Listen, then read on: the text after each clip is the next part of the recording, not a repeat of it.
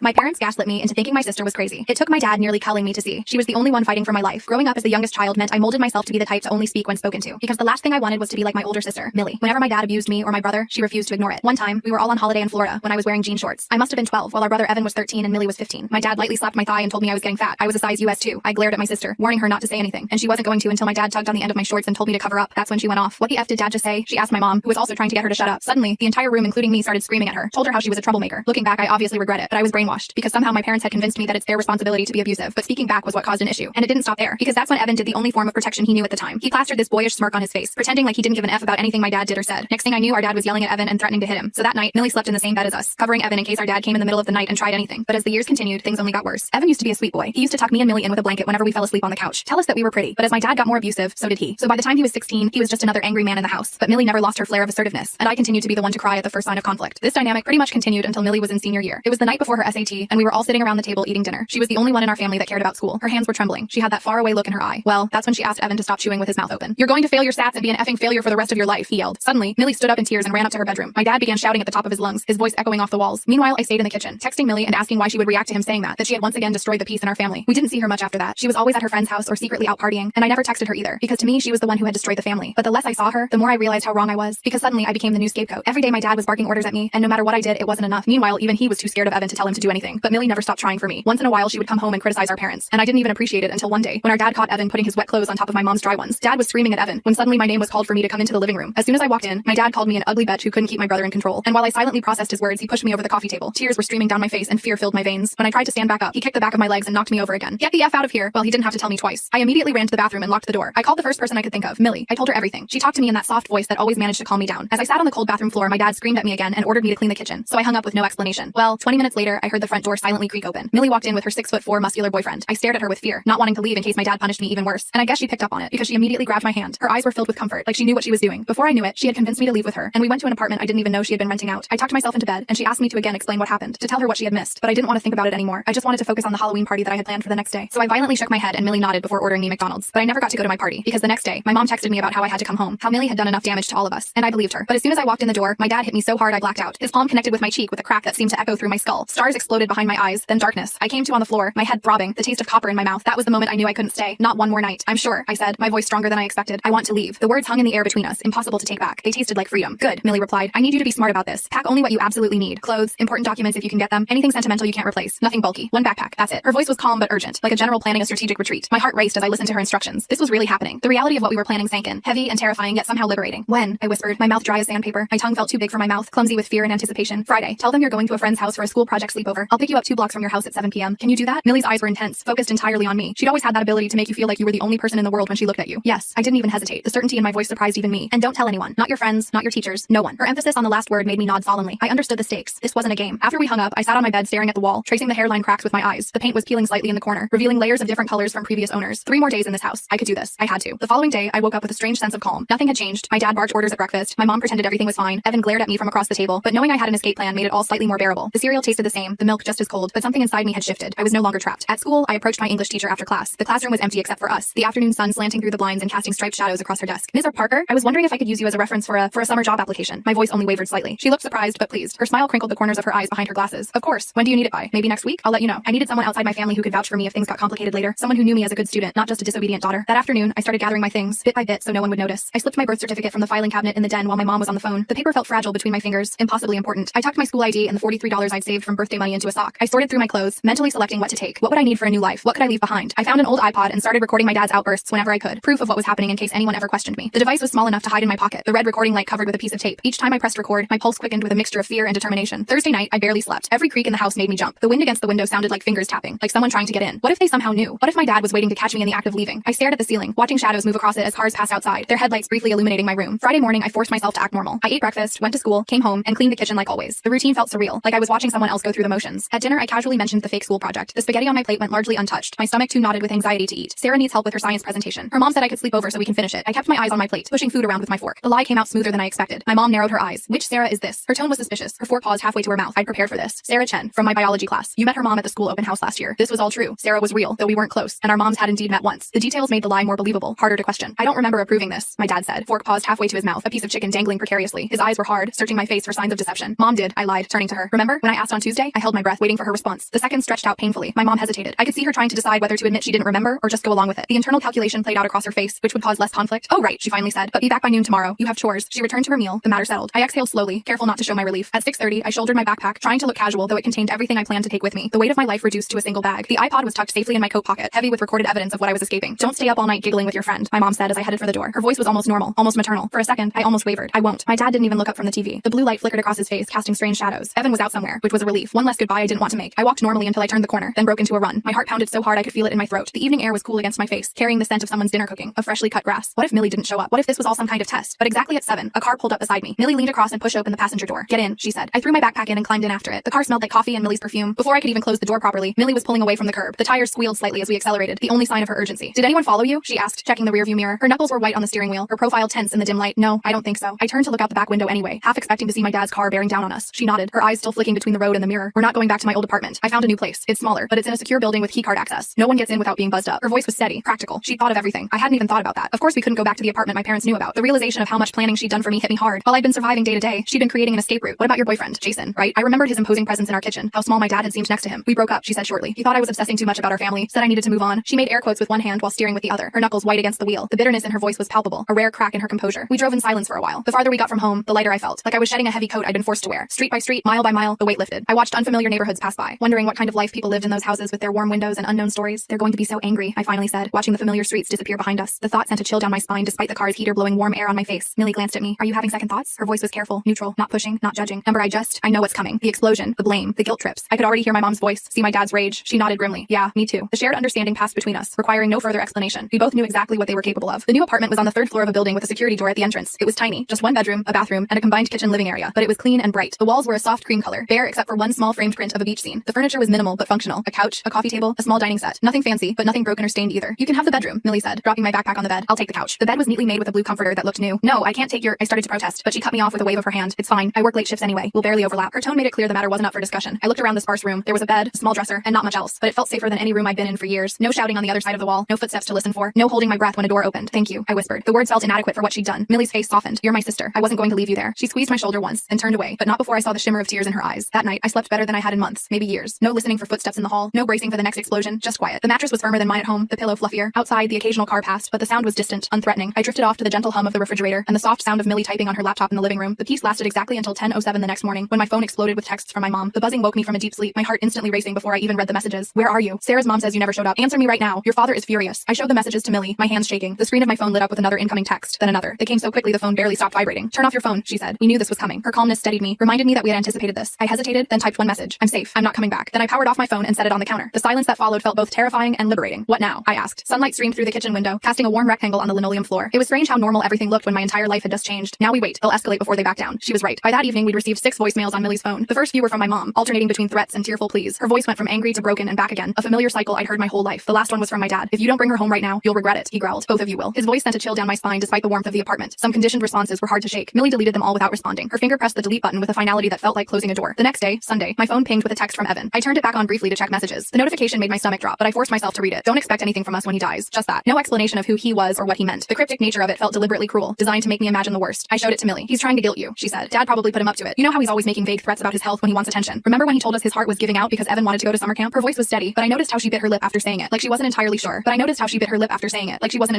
A small gesture that betrayed her own worry, despite her reassuring words. The possibility that something might actually be wrong nagged at me, but I pushed it away. We'd heard too many false alarms to trust this one. Monday morning, Millie helped me enroll at a new school. We had to use her address and say she was my guardian, which wasn't technically true, but the administration didn't ask too many questions. The school was larger than my old one, the hallways wider and brighter. No one stared at me as we walked through the office. I was just another new student, unremarkable and unknown. What if they come looking for me? I asked as we walked back to the apartment. The question had been weighing on me since we left. The sidewalk was cracked in places, small weeds pushing up through the concrete, persistent life finding a way through. They might, she admitted, but they'd have to admit why you left in the first place, and I don't think they want that kind of attention. Her logic made sense, but it didn't completely ease my fear. I still found myself looking over my shoulder, scanning faces in crowds for my dad's angry glare or my mom's disapproving frown. That night, I discovered my parents had found another way to attack. My phone lit up with messages from relatives and family friends I hadn't spoken to in years. Aunts, uncles, cousins, neighbors, people I barely remembered were suddenly very concerned about my whereabouts. Your poor mother is worried sick. How could you do this to your family? Your father says you've been hanging out with a bad crowd. The story they were telling was that I'd run away to live with a boyfriend, that Millie had encouraged me to rebel, that I was breaking my parents' hearts. Each message twisted the knife, rewriting our history to make me the villain. The familiar guilt crept back in, the programming so deep it was hard to resist. They're trying to control the narrative, Millie said when I showed her. They know if people hear what really happened, they'll lose their perfect family image. She scrolled through the messages, her expression hardening with each one. The lamp cast shadows across her face, making her look older, wearier. I scrolled through the messages, feeling sick. The words blurred together, a chorus of accusations and guilt trips. No one's going to believe us, are they? The thought was devastating. something, that after everything, we might still be the ones painted as wrong. Millie was quiet for a moment, then she said, "Show me those recordings again." Her voice had that determined edge I recognized. She was formulating a plan. I pulled out the iPod and played a few of the clearest ones. My dad screaming about what a disappointment I was, the sound of something, me, hitting the coffee table. My mom's cold voice telling me to clean up my own blood. The audio was tinny through the small speaker, but the rage in his voice was unmistakable, the fear in mine undeniable. "People will believe this," Millie said firmly. "We just need to be strategic about who we send it to." Her confidence bolstered mine. Maybe the truth could win out after all. We started with Aunt Dorothy, my mom's sister, who had always been a little kinder than the rest of the family. She lived 3 states away and only saw us at major holidays, but she'd always brought thoughtful gifts and asked genuine questions about our lives. We sent her a brief email explaining that I'd left home because of abuse, with one audio clip attached. The message was simple, factual, without emotional appeals. Her response came the next morning. "I always suspected. Your mom has been making excuses for your dad's temper for years. What do you need?" It wasn't much, but it was something. A crack in the wall of silence. A tiny beam of light breaking through. Next was my mom's friend Margaret, who had 2 daughters my age and had always been nice to me. She'd once slipped me $20 when my dad refused to give me money for a school field trip, whispering that it could be our secret. Then my dad's cousin Bruce, who had once pulled my dad aside at a family barbecue after he'd yelled at Evan in front of everyone. Bruce had spoken in low, intense tones, his hand gripping my dad's arm tightly. My dad had been quieter for the rest of that day. Some people never responded. Some sent back shocked messages. A few, like Aunt Dorothy, offered help, money, a place to stay if we needed it, connections to resources. Each supportive response felt like a small victory, a validation that we weren't crazy, that what happened to us wasn't normal or acceptable. "See," Millie said, "not everyone is like them." She showed me a message from our mother's college roommate, who wrote that she'd cut contact with our mom years ago because of concerning patterns she'd noticed. The knowledge that others had seen through my parents' facade was strangely comforting, but the backlash was swift. My parents doubled down on their story, telling anyone who would listen that I was troubled, that I was making things up for attention, that Millie had always been a bad influence. The campaign was coordinated and relentless. They called in favors, leveraged old relationships, spun tales of their perfect family being torn apart by rebellious daughters. My dad's brother called Millie directly. The phone rang late one evening as we were cleaning up after dinner. Millie answered on speaker, her voice neutral until she heard who it was. "You need to stop this right now," he said, his voice cold. "You're tearing this family apart with your lies." He sounded so much like my dad it made my skin crawl. The same cadence, the same underlying threat. "They're not lies," Millie shot back, and the family was already broken. Her voice didn't waver, didn't crack. She stood tall, shoulders back, as if he could see her through the phone. He hung up on her. The dial tone buzzed loudly in the quiet apartment. Millie set the phone down carefully, her movements controlled, but I could see the slight tremor in her hands. Standing up to them still took a toll, even now. 2 weeks after I left home, I still hadn't been back to school. The new school was okay. No one knew me, which meant no one asked questions, but I felt like I was sleepwalking through the days. The classrooms were unfamiliar, the teachers' names hard to remember. I drifted from class to class, taking notes mechanically, speaking only when called on. At night, I had nightmares about my dad finding me, dragging me back home. In the dreams, I couldn't run fast enough, couldn't scream loud enough. I'd wake up gasping, sheets twisted around my legs like restraints. Sometimes Millie would be there, a glass of water in hand, as if she'd sensed my distress from the other room. "Maybe we should talk to someone official," I suggested one evening, like report them or something. We were sitting on the couch, the TV on low in the background, some sitcom with a laugh track that felt jarring against our serious conversation. Millie looked up from her laptop. "We could, but without physical evidence of recent abuse, it might not go anywhere. And if it doesn't," she didn't need to finish the sentence. "If we reported them and nothing happened, they'd be even angrier, even more determined to get me back. The system that was supposed to protect people like us often failed, leaving them more vulnerable than before." "What about the recordings?" I asked. The iPod sat on the coffee table between us, innocent looking despite its damning contents. "They help, but," she sighed, "the system doesn't always work the way it should, especially when the parents are good at presenting themselves as normal." Her fingers tapped a restless rhythm on the keyboard, betraying her frustration. I nodded, remembering how charming my dad could be when he wanted to, how my mom could turn on the concerned parent act in an instant, how they'd fooled teachers, neighbors, friends for years. The thought of facing them in court, of being forced to see them again, made my stomach churn. So what do we do? The question hung in the air between us, heavy with implications. Millie closed her laptop. "We keep building our case, and we make sure as many people as possible know the truth." Her determination was unwavering, a constant in my shifting world. That night I couldn't sleep. I kept thinking about all the other kids like me, trapped in homes where no one believed them, where they had no Millie to help them escape. Kids who went to school with bruises hidden under long sleeves, who flinched at loud noises, who never invited friends over. How many of them were lying awake right now, planning their escape, or worse, believing they deserved what was happening to them? I got up and went to the living room, where Millie was still awake, scrolling through her phone. The blue light illuminated her face in the darkness, highlighting the shadows under her eyes. She looked up when I entered, immediately alert. "I want to tell our story," I said. "All of it, publicly." The words came out with a certainty that surprised me. She looked up, surprised. "Are you sure? Once it's out there, you can't take it back." Her concern was valid. Going public would mean exposing ourselves completely, opening our lives to scrutiny and judgment. I'm sure, and I was. For the first time in a long time, I felt absolutely certain about something. The next day, I sat down and wrote everything, from my earliest memories of my dad's rage to the final blow that knocked me unconscious. I described my mom's enablement, Evan's transformation, Millie's attempts to help. The words poured out of me, years of silence finally breaking. I didn't use our real names, but I included enough details that anyone who knew us would recognize the story. When I finished, I read it to Millie. Her eyes were wet by the end. "It's perfect," she said. "But are you absolutely certain you want to post this?" Her hand rested on mine, warm and steady. I nodded. "I want other kids to know they're not alone, and I want our parents to know they can't silence me anymore." The decision felt right, like stepping into sunlight after years in a dark room. I created a new social media account and posted my story, along with a few of the clearest audio clips. Then I sent the link to everyone in our extended family and my parents' social circle. My finger hovered over the send button for just a moment before pressing it firmly. No going back now. The response was immediate and overwhelming. Messages poured in, some supportive, some accusatory, some from complete strangers sharing similar experiences. My post was shared hundreds of times within the first day. People I'd never met were commenting, sharing their own stories, offering resources and support. It was like a dam had broken, releasing a flood of shared pain and resilience. And then came the fallout. My mom's church friends stopped visiting their house. My dad lost a part-time contract job when his boss recognized his voice from one of the audio clips. Evan dropped out of school and, according to Aunt Dorothy, started disappearing for days at a time. Their carefully constructed facade was crumbling, exposing the rot beneath. "You've ruined everything," my mom texted me. "I hope you're happy." The message came late at night, probably after a few glasses of wine. I could almost hear her bitter tone through the text. I didn't respond. For the first time, I truly understood that their happiness had always depended on my silence, my compliance, my willingness to absorb their abuse without complaint. Their perfect family was built on my broken spirit, and I refused to rebuild it for them. A month after my post went viral, Millie and I were eating dinner when someone pounded on the apartment door. The sound was so unexpected, so violent, that I dropped my fork with a clatter. We froze, looking at each other in alarm. The pounding came again, harder this time, making the door rattle in its frame. "Who is it?" Millie called, not moving from her chair. Her voice was steady, but I could see the tension in her shoulders, the way her hand slowly reached for her phone. "Open this door right now." My dad's voice, slurred but unmistakable. My blood turned to ice. The room seemed to tilt around me, the walls closing in. I couldn't breathe, couldn't move. "How did he find us?" I whispered, my voice barely audible over the continued pounding. My hands gripped the edge of the table so hard my knuckles turned white. Millie grabbed her phone. "I don't know, but he's not getting in." Her voice was calm, but her eyes betrayed her fear. She dialed quickly, speaking in low, urgent tones to someone on the other end. Later, we discovered that one of our distant relatives, cousin Roy, had seen us at a nearby grocery store and tipped off my parents. He'd always been my dad's favorite drinking buddy and apparently felt more loyalty to him than to our safety. The betrayal stung, even though we'd never been close to Roy. The pounding continued, along with a stream of threats and obscenities. Each impact made me flinch. Each word brought back memories I'd been trying to suppress. Millie called the building manager, who said he was calling the police. The minutes stretched endlessly as we waited, listening to my dad's rage through the door. Your father's hammered, she whispered to me. He's making a scene in front of all the neighbors. There was a grim satisfaction in her voice. He was showing his true colors to strangers, confirming everything we'd said about him. I nodded, too terrified to speak. We sat in silence, listening to my dad's rage through the door. His words slurred together, but the hatred in them was clear enough. I know you're in there. You can't hide from me. His voice was hoarse from shouting, but he showed no signs of stopping. I could picture him on the other side of the door, face red, veins bulging in his forehead like they always did when he was in a rage. Then suddenly, other voices, the building manager, and then the firm tones of police officers. The shouting stopped. We heard muffled conversation, then footsteps moving away. The sudden silence was almost as jarring as the pounding had been. The building manager knocked softly. He's gone. The police escorted him off the property and issued a trespass warning. Are you both okay? His voice was kind, concerned in a way that made my throat tight with unexpected emotion. Yes, Millie called back, though her face was pale. Thank you. We listened to his footsteps retreat down the hall before either of us moved. The danger had passed, but the fear lingered, a heavy presence in the room. That night we packed our essential belongings again. The routine was becoming familiar. What to take, what to leave, how to disappear. The next morning, Millie called in sick to work, and we moved to a different apartment in another part of the city, one where our parents wouldn't find us. The new place was even smaller than the last, but it had a deadbolt and a peephole in the door. Small comforts that meant everything. We can't keep running forever, I said as we unpacked in the new place. Boxes surrounded us, our lives once again reduced to the essentials. The constant movement was exhausting, the vigilance draining. We won't have to, Millie promised. They'll give up eventually. She arranged mugs in the cabinet, creating a semblance of home in this new space, but I wasn't so sure. My dad's rage had always been relentless, and now we'd humiliated him publicly, made him lose face with his friends, his colleagues, his community. People who had once respected him now whispered behind his back. His pride wouldn't let that stand. 2 months after we moved to the new apartment, I got a single text from Evan. You were right, I'm sorry. I stared at it for a long time, my thumb hovering over the reply button. The message was timestamped 2:17 a.m., sent in the middle of the night, perhaps in a moment of clarity or regret. Part of me wanted to respond, to ask if he was okay, to tell him he could join us if he wanted to escape too. The brother I remembered from childhood, the one who tucked blankets around me and told me I was pretty, still existed somewhere inside the angry young man he'd become. I wanted to reach that person, to offer him the same lifeline Millie had thrown to me. But another part remembered how he'd changed, how he'd become my dad's mini-me, how he'd watched my abuse and done nothing, how he'd participated in it, adding his own cruelty to the mix. The memory of pasta flying from his mouth as he screamed at Millie was still vivid, still painful. I deleted the message without responding. Maybe someday I'd be ready to forgive him, to help him, but not yet. Not when the wounds were still so fresh. The nightmares gradually became less frequent. I started therapy, funded partly by Millie and partly by a part-time job I picked up at a bookstore. The quiet environment suited me, the orderly rows of books comforting in their predictability. I made a few friends at school. I stopped flinching when people raised their voices. Small victories, but meaningful ones. One day, I realized I wasn't wearing my mom's necklace anymore. I couldn't even remember when I'd taken it off or where I'd put it. It felt symbolic somehow. The breaking of the last chain tying me to that house. The small gold heart had once seemed precious, a rare token of affection from a woman who rarely showed it. Now it seemed like what it was, a cheap trinket given to buy my silence and compliance. Millie noticed the change in me too. You stand taller now, she said one evening. You look people in the eye. We were washing dishes together. The mundane task transformed into something peaceful by the absence of tension, of fear. I smiled. I learned from the best. The compliment made her duck her head, embarrassed but pleased. As the months passed, the messages from my parents became less frequent, then stopped altogether. The last one, from my mom, simply said, I hope someday you'll forgive us. I didn't respond to that one either. Forgiveness might come someday, but it would be on my terms, not theirs. It would be because I was ready to let go of the pain, not because they deserved absolution. On the 1-year anniversary of the day I left home, Millie surprised me with a small cake after dinner. It was nothing fancy, just a simple chocolate cake with a single candle stuck in the center. But the gesture brought tears to my eyes. What's this for? I asked. The flame wavered slightly in the air between us, casting a warm glow on her face. Your Independence Day, she said, smiling. 1 year of freedom. Her eyes shone with pride, not just for me, but for us, for what we'd accomplished together. I blew out the single candle, making a silent wish for many more years just like it. Years of safety, of growth, of healing. Years where I could become the person I was meant to be, not the frightened girl I'd been forced to be. The next day, I sat down at my computer and started typing a new post. Not about trauma this time, but about healing. About finding strength in the aftermath of abuse. About building a new life from the ashes of the old one. The words came easily, flowing from a place of hard-won wisdom rather than pain. I titled it The Voice They Couldn't Silence and hit publish. My story no longer belonged to them. It belonged to me. The power of that realization settled over me like a warm blanket, comforting and secure. I sat back in my chair, watching the view count climb on my post. Within hours, it had reached thousands. Comments poured in, some from survivors sharing their own stories, others offering support, a few even asking how they could help friends in similar situations. It felt surreal to see my pain transformed into something that might actually help others. You're trending, Millie said, peering over my shoulder at the screen. How does it feel? She rested her hand on my shoulder, a gesture that once would have made me flinch, but now felt natural, comforting. I shrugged, not sure how to put it into words. Weird, good weird, I think. How could I explain the strange mix of vulnerability and power, of exposure and freedom? My phone buzzed with a notification, another comment on my post, this one longer than most. I clicked to expand it, curious what this stranger had to say about my life. I never told anyone what happened in my house. Reading your story made me realize I'm not crazy. I'm showing this to my school counselor tomorrow. Thank you. The simple message hit me hard, bringing fresh tears to my eyes. Someone else would get help because I'd been brave enough to speak. My throat tightened. This is why I did it, I whispered to Millie, showing her the comment. This was the purpose that had emerged from my pain, to be the voice I'd needed to hear when I was trapped and silent. She squeezed my shoulder. You're braver than I was at your age. Her voice was thick with emotion, with pride. That's not true. You stood up to them when no one else would. I turned to look at her, this sister who had saved me in every way a person could be saved. And look where it got us, she said with a half smile, gesturing around our tiny apartment. The space was small but filled with light, with books and plants and small treasures we'd collected together. No shouting, no fear, no walking on eggshells. Exactly. Free.